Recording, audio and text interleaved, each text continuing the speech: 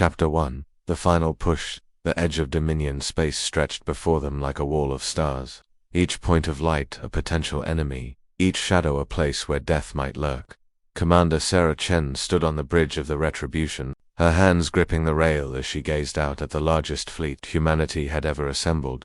700 warships hung in formation, their hulls gleaming with the scars of countless battles. From nimble destroyers to massive dreadnoughts, each vessel represented years of sacrifice, innovation, and unbreakable human determination. At the fleet's heart, the Aegis Dominus waited like a sleeping giant, its reality-warping weapons powered down but ready to unleash destruction beyond imagination. Final fleet status report, Sarah commanded, her voice carrying across the bridge with the authority of someone who had led humanity through its darkest hours. All ships report ready for engagement, replied Admiral Marcus Webb, now her second in command. The Valor, Defiance, and Phoenix squadrons are in position. Stealth reconnaissance vessels have confirmed Dominion Prime's defensive grid is fully active. Through the main viewer, Dominion Prime appeared as a malevolent jeweler planet, wreathed in energy shields and surrounded by orbital defense platforms that bristled with enough firepower to crack moons. The Dominion had gathered everything they had left to defend their capital. Their last bastion of power in a galaxy that had grown tired of their tyranny. Sarah studied the tactical display, watching the red dots that represented enemy vessels. Thousands of Dominion ships formed layered defensive rings around their home world. From massive battle stations to agile interceptors, the final battle would cost them dearly, but the alternative was unthinkable. For years, humanity had fought to survive, she announced, her words broadcast to every ship in the fleet. Now they were fighting to win. The Dominion's capital, its heart, was the last obstacle, and today, humanity would give everything to see it fall. A cheer erupted across the communication channels, the voices of 10,000 souls who had lost homes, families, and friends to Dominion cruelty. Veterans of the Proxima siege stood alongside refugees from the outer colonies, united by a common purpose that transcended individual grief. Lieutenant Commander Rodriguez approached with the final attack plan. The bombardment groups are ready. The Aegis Dominus will lead the shield-breaking formation, supported by the heavy cruiser squadrons. Once the planetary defenses are down, the assault transports will begin surface operations. Sarah nodded, her eyes never leaving the display. In 12 hours, they would begin the final assault that would either free the galaxy or see humanity's dreams die in the void between stars. Signal all ships, she ordered. We advance at 0800 hours. Today, we end this war. Chapter 2. Humanity's Mytha assembled fleet was a sight that would have been impossible to imagine just 5 years ago. What had begun as a desperate resistance movement had evolved into the most powerful military force in known space. Fueled by righteous anger and technological innovation born from necessity, the Retribution led the vanguard, her hull marked with the kill markers of 17 major engagements. Behind her, the heavy battle line stretched across space. The indomitable, unbreakable, and vengeance formed the core of humanity's striking power, each ship mounting weapons that could pierce Dominion armor like paper. This wasn't just a fleet, Sarah murmured as she watched the tactical display update with real-time positioning data. This was humanity's last hope. Hundreds of ships, thousands of lives, all dedicated to one mission: to strike at the heart of the Dominion. The battle for the galaxy was about to reach its final chapter. Captain Elena Vasquez of the Defiance Squadron checked in over the com. All fighter wings report ready for deployment. We've got 250 of the best pilots in the fleet, armed with the latest plasma torpedoes and shield-piercing missiles. The engineering section hummed with activity as Chief Engineer Yuki Tanaka made final adjustments to the Aegis Dominus's gravitational singularity core. The massive weapon had been refined since its first deployment. Its exotic matter containment fields now stable enough to create controlled black holes with surgical precision. The Aegis Dominus is operating at peak efficiency, Tanaka reported. The energy disruption cannons are charged to full capacity, and the gravitational singularity core is ready for sustained deployment. We can crack their planetary shields, but we'll need the fleet to hold the line while we do it. Around the bridge, Sarah's senior staff worked with the quiet efficiency of veterans who had learned to trust each other completely. Dr. Webb monitored the fleet's medical readiness, knowing that the coming battle would test their trauma facilities to their limits. Communications Officer Chen Wei coordinated with resistance cells on Dominion Prime, preparing for the moment when ground forces would need local support. The weight of command pressed down on Sarah's shoulders like a physical thing.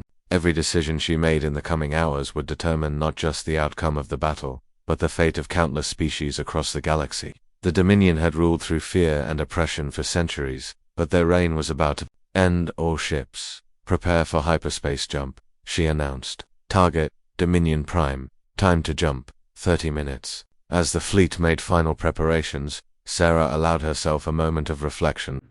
They had come so far from the desperate survivors who had fled the burning colonies. Now they were the liberators, carrying the hopes of an entire galaxy into battle. The stars waited, and with them, destiny. Chapter 3. The final approach. The hyperspace jump ended with the characteristic blue-white flash of displaced spacetime, and suddenly the human fleet found itself at the edge of the Dominion's inner sanctum. Dominion Prime hung before them like a crimson eye, its surface wreathed in the energy signatures of planetary shields and orbital defense platforms.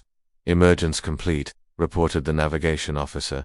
All ships accounted for were holding position at the designated coordinates. Sarah studied the tactical display with growing amazement and dread.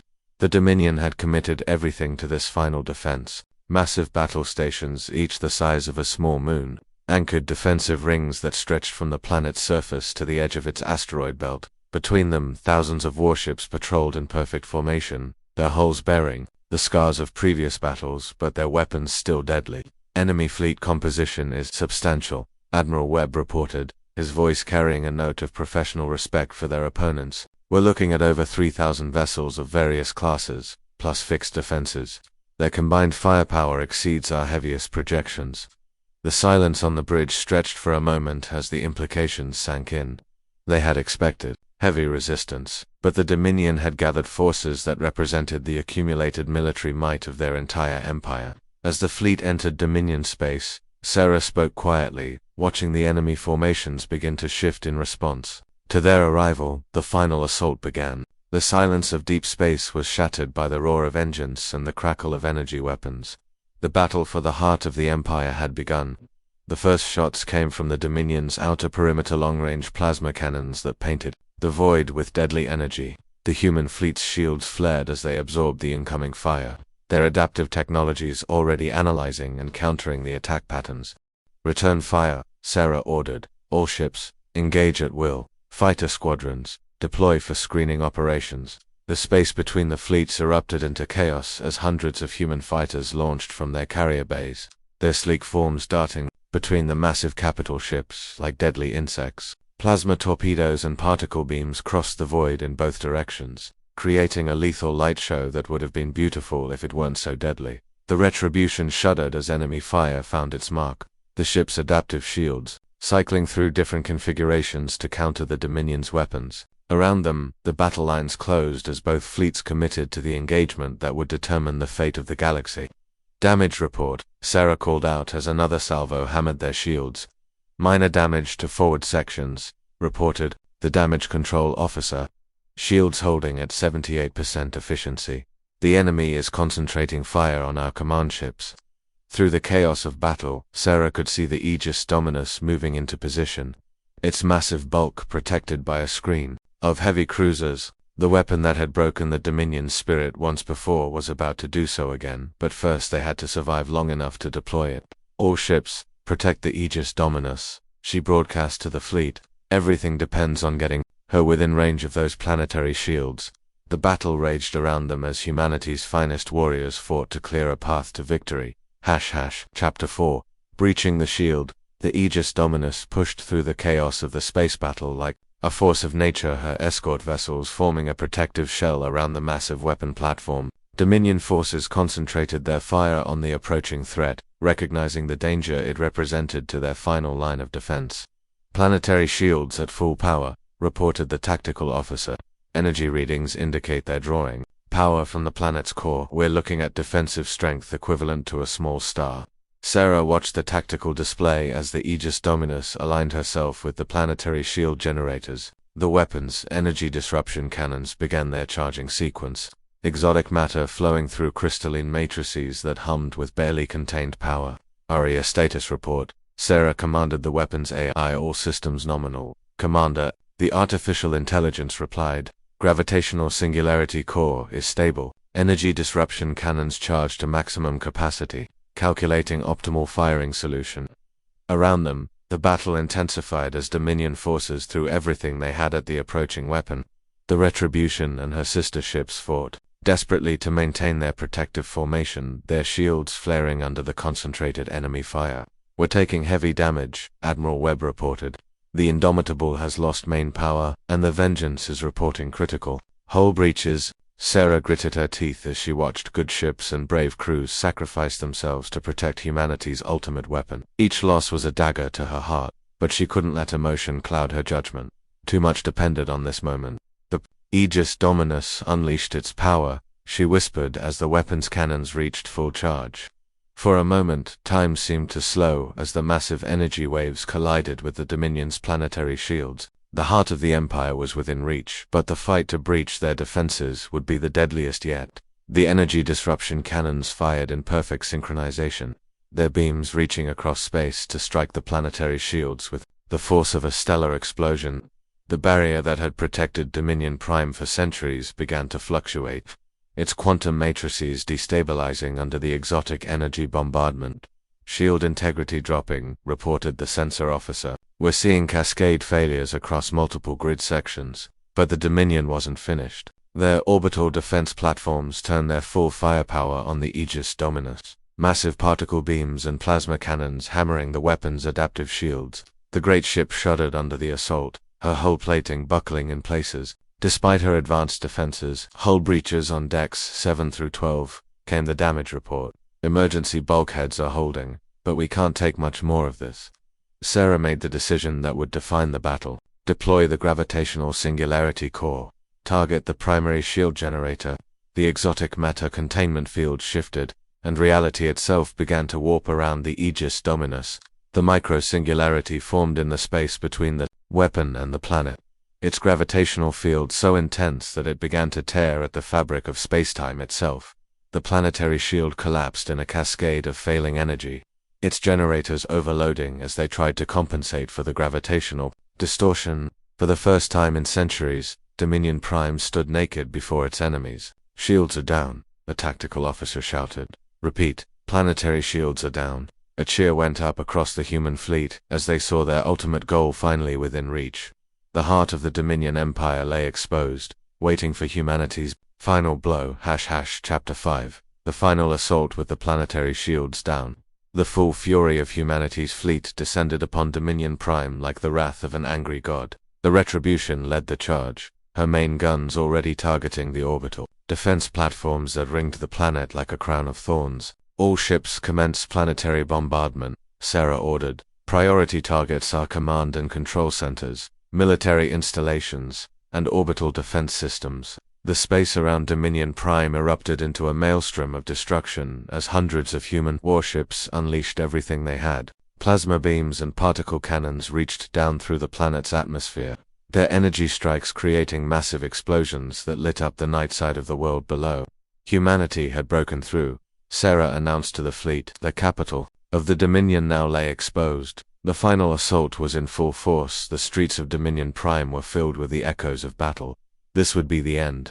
The orbital bombardment was precise and devastating. Military spaceports dissolved under concentrated fire, their defensive systems overwhelmed by the sheer volume of incoming ordnance. Command bunkers that had coordinated the oppression of dozens of worlds disappeared in brilliant flashes of plasma fire, but the Dominion fought back with desperate fury. Ground-based particle cannons rose from concealed positions, their beams lancing upward to strike at the human fleet. Several destroyers took critical hits, their hulls cracked open like eggshells by the planet's defensive fire. "Launching assault transports," reported Admiral Webb.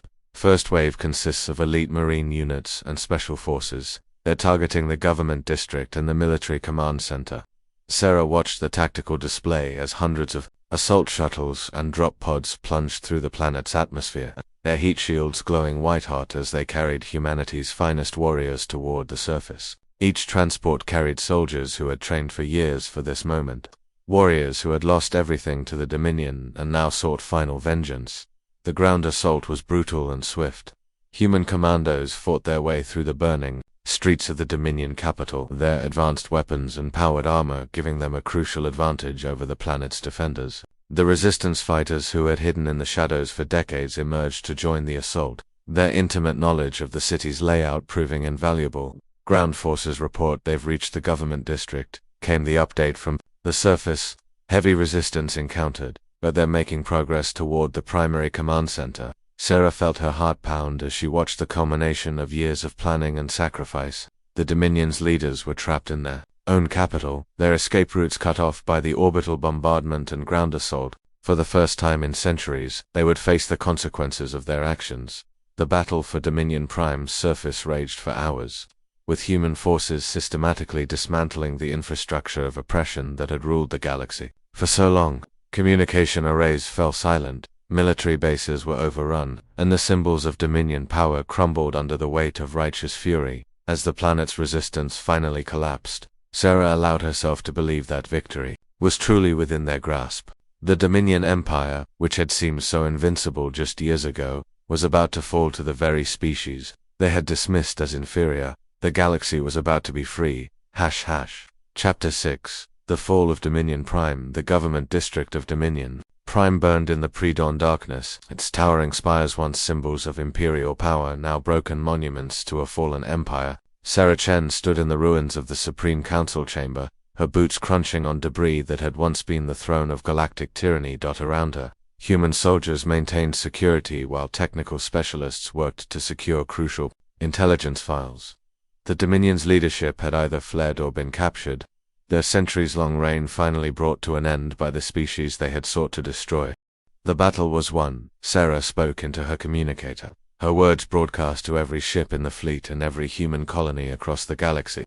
The Dominion, once an unstoppable force, lay in ruins. Humanity had struck at the heart of the Empire, and now, the galaxy was theirs. But as Sarah Chen looked to the stars, she knew this was only the beginning of the new chapter they had written. Through the shattered windows of the council chamber, she could see the human fleet maintaining orbit around the conquered world. The Aegis Dominus hung like a dark angel against the field, its weapons powered down but its presence a reminder of the price of oppression. Admiral Webb approached, his face showing the exhaustion of victory. Final casualty reports are coming in. We lost 63 ships and approximately 12,000 personnel. The Dominion losses are ... catastrophic. Sarah nodded grimly. Every human life lost was a tragedy, but the cost could have been far worse. The Dominion had fought to the end, but their military traditions and rigid hierarchy had made them predictable opponents for humanity's adaptive tactics. What about the other Dominion worlds? She asked. Surrender broadcasts are being transmitted across the galaxy, Webb reported. Most outlying territories are laying down their arms. The few holdouts are being dealt with by local resistance movements. Sarah moved to the chamber's central platform, where the Dominion's holographic star charts still functioned. The display showed the galaxy as the Dominion had seen it: a collection of resources to be exploited, species to be subjugated, worlds to be controlled. Soon, it would show something very different. Commander, came a voice from behind her. Sarah turned to see Dr. Elena Rodriguez, the xenobiologist who had helped coordinate with alien resistance movements throughout the war. The Zephyrian delegation is requesting permission to land. They want to ... thank you personally. Sarah smiled for the first time in days. The Zephyrians had been among the first species enslaved by the Dominion, their peaceful nature making them easy targets for conquest. Now they were free, along with dozens of other species that had suffered under Imperial rule. Tell them they're welcome, she replied. All of them. It's time for the galaxy to meet its liberators. Over the following hours, representatives from across the galaxy began arriving at Dominion Prime. Former slaves, resistance fighters, and species that had hidden in the galaxy's remote corners, come in to witness the end of an empire and the beginning of something new. Sarah stood before the assembled delegates in what had once been the Dominion's Grand Assembly Hall. The chamber that had echoed with the pronouncements of tyrants now hosted the first meeting of free species in centuries. We gather here not as conquerors, but as liberators, she began, her words translated into dozens of languages. The Dominion is gone, but what we build in its place will define the future of every world, every species, every life in this galaxy. The response was overwhelming. Cheers echoed through the chamber as species that had been enemies under Dominion rule embraced as allies. The Zephyrians' melodic voices joined the Krillian war chants, while the crystalline Vorthan delegates resonated with harmonious frequency patterns. But even in victory, Sarah felt the weight of responsibility. The galaxy was free, but freedom was only the beginning. They would need to establish new governments, rebuild devastated worlds, and learn to work together as equals rather than as conquered subjects. Thus the celebration continued around her. Sarah stepped onto a balcony overlooking the city. The capital of the Dominion Empire was in ruins, but already she could see signs of renewal. Human medics worked alongside alien healers, while engineers from a dozen species collaborated on emergency repairs. The Retribution passed overhead, its hull scarred but proud, carrying the banner of humanity's triumph. Behind it, the Aegis Dominus maintained its silent vigil, a guardian of the peace they had fought so hard to achieve. Sarah Chen, the woman who had led humanity from the brink of extinction to galactic liberation, looked out at the stars and smiled. The war was over, but the real work building a better galaxy was just beginning. The future stretched before them, infinite and full of possibility. For the first time in centuries, every species in the galaxy could look to the stars with hope instead of fear. The Dominion was fallen, their children were free, and the galaxy was theirs to shape. Together this epic conclusion to humanity's struggle against the Dominion follows your outline while emphasizing the themes of sacrifice, courage, and the responsibility that comes with victory. The story maintains suspense throughout the final assault while providing the emotional resolution of seeing tyranny overthrown and freedom restored to the galaxy.